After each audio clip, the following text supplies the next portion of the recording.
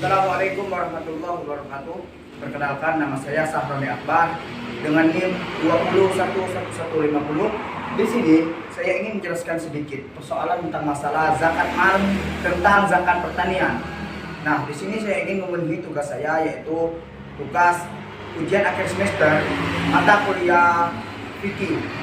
Nah, baiklah, di sini kita perhatikan Bapak Haji Imron adalah seorang petani.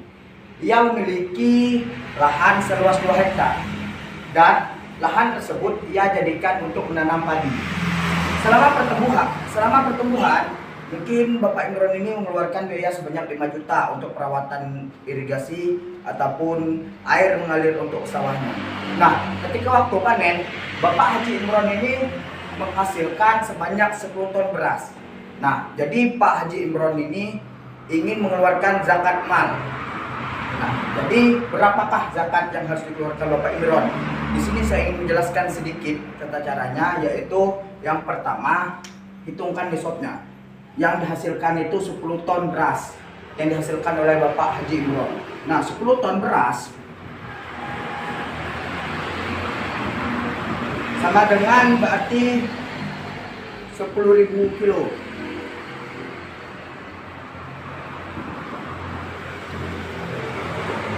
Untuk 1 ton. Nah, jadi yang kita hitung adalah 10.000 kilo.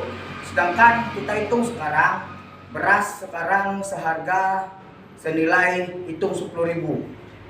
10.000 dikali 10.000 sama dengan, kita hitung satu-satu, 0.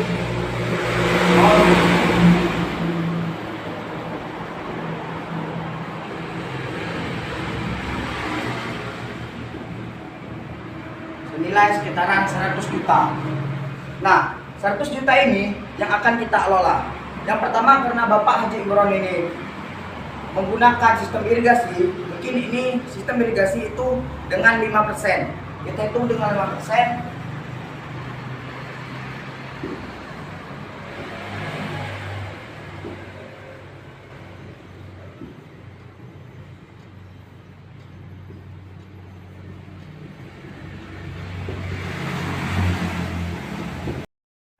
Ini kan tadi dijumlahkan dari 10 ton itu beras jadi 10.000 kilo. Nah, sedangkan harga sekarang yaitu 10.000 dalam 1 kilo beras dikalikan 10 ton ataupun 10.000 kilo menjadi uangnya 100 juta. Nah, yang harus dizakatkan oleh Bapak Haji Imron tadi itu kalau 10 ton dikali 5%, yaitu sama dengan sekitaran 5 juta rupiah. Nah, ini hasilnya untuk hasil yang harus dizakatkan oleh Bapak Haji Imron tadi. Nah, itu dalam persentase menggunakan imigrasi. Nah, setelah ini ada dalam sistem tanpa mengeluarkan biaya selama ini. Contohnya Bapak Haji Imron itu tidak mengeluarkan biaya sedikit pun untuk dalam pertumbuhan masa sebelum panennya. Nah, jadi tinggalkan 5% ini tadi itu dijadikan 10%. Berarti totalnya sekitaran 10 juta zakatnya. Nah, ini tadi kalau yang 5 juta itu menggunakan sistem alat-alat imigrasi. Contohnya mungkin selama Bapak Imron melakukan pertumbuhan padi sebelum panen, ia mengupah orang menggunakan alat-alat traktor ataupun yang lainnya, itu sekitar 5 juta. Namun jika hasilnya keseluruhan dengan tenaga Bapak Haji Imron, maka itu yang dikeluarkan hanya sekitaran 10 juta rupiah. Mungkin hanya ini yang dapat saya sampaikan terkait tentang masalah zakat. Baiklah, setelah ini kita saksikan nanti setelah ini teman saya Andika Adawijaya akan menjelaskan tentang masalah bab warisan. Saya kira wassalamualaikum warahmatullahi wabarakatuh. Assalamualaikum warahmatullahi wabarakatuh. Perkenalkan, nama saya Andika Arya Wijaya. Saya mahasiswa IAIN Syekh Abdurrahman Siddiq, Bangka Belitung.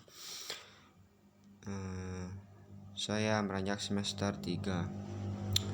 Baik, video kali ini mungkin saya buat untuk memenuhi tugas UAS mata kuliah fikih.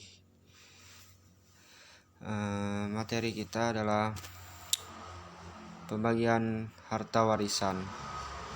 Yang utama sekali saya akan menunjukkan hukum ketentuan cara hitung pembagian warisan. Ini ada bagian satunya untuk kelipatan 12 dari suami, ibu, anak perempuan, saudara perempuan, jikalau soalnya menunjukkan nama-nama tersebut. Dan bagian 2 kelipatan 24 untuk nama istri, ibu, ayah, dan anak laki-laki maupun anak perempuan.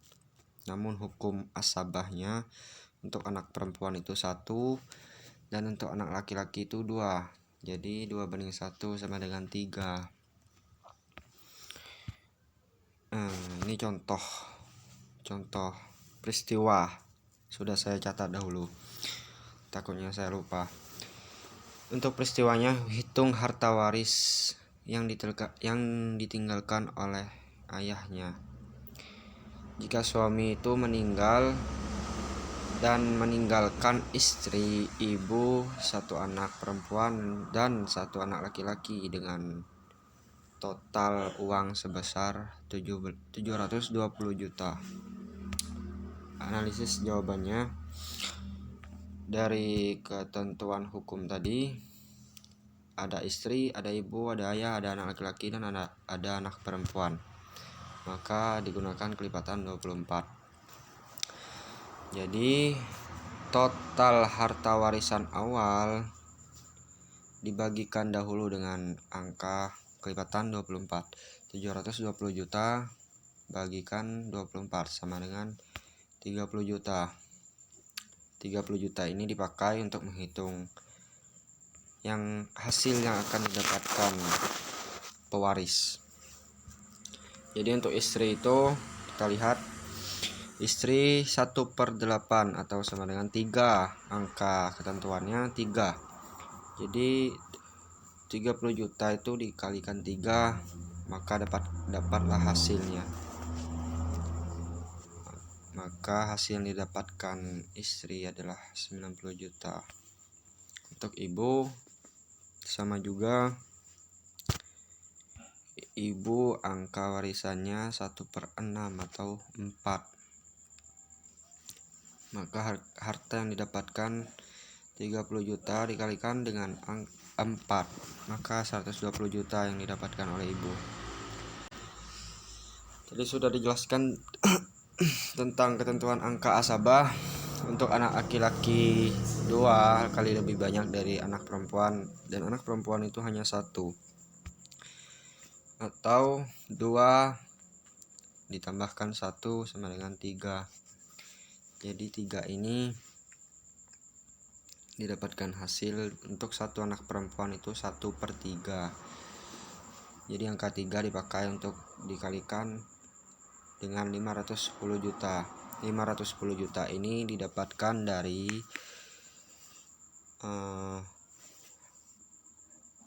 warisan istri dijumlahkan dengan warisan ibu, maka dapatlah 210 juta. 210 juta ini kita kurangkan dengan 720 juta, maka dapatlah hasil 510 juta. Jadi 1 anak perempuan tadi 1/3 dikalikan 510 juta sama dengan 170 juta yang didapatkan oleh 1 anak perempuan. Jika 2 anak perempuan, maka angka depannya 2/3, maka seterusnya 3/3, 4/3, 5/3. Maka hasilnya akan lebih besar. Lanjut, untuk 1 anak laki-laki 2 kali lebih banyak dari anak perempuan.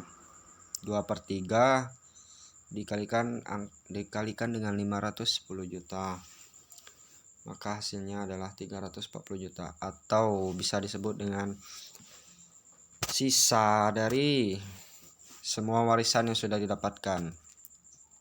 Dari ketentuan juga dituliskan sisa.